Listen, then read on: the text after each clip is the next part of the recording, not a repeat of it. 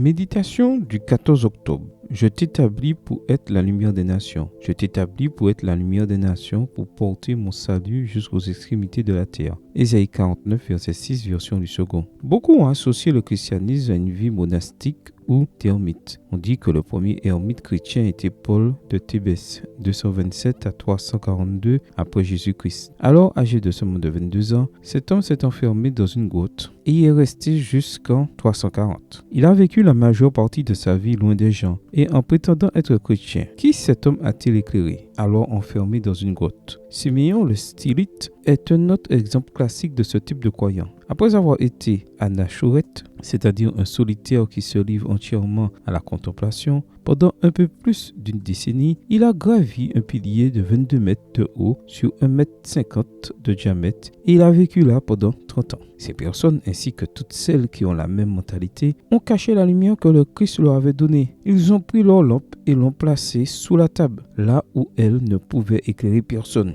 Et ce qui est triste, c'est que même aujourd'hui, au XXIe siècle, il y a des gens qui croient encore que la vie chrétienne consiste à se cloîtrer et n'avoir aucune relation avec ceux dont la façon de penser et de vivre diffère de la nôtre. Je me demande ce qui serait advenu du monde si Jean le Baptiste était resté éternellement dans le désert de Judée ou si le Christ n'avait pas terminé ses 40 jours de jeûne. Que serait devenu l'évangile si Paul était resté dans sa retraite en Arabie? Que serait devenue la réforme si Luther n'avait pas quitté le monastère pour proclamer la vérité du salut par la foi en Jésus? La vie chrétienne est une vie active. Son influence doit être ressentie. Enfin, que deviendra ce monde si vous et moi ne l'éclairons pas? Jésus veut que nous, chrétiens, soyons conscients de qui nous sommes et de ce que nous représentons pour le monde. Et que sommes-nous? Nous sommes la lumière du monde. Matthieu 5, verset 14. Par l'intermédiaire du prophète, le Seigneur a déclaré: « C'est peu que tu sois mon serviteur pour relever les tribus de Jacob et pour ramener le reste d'Israël. Je t'établis pour être la lumière des nations, pour porter mon salut jusqu'aux extrémités de la terre. » Ésaïe 49, verset 6, version du second. Vous êtes un don que Dieu a fait au monde. Vous ne pouvez pas vous cacher.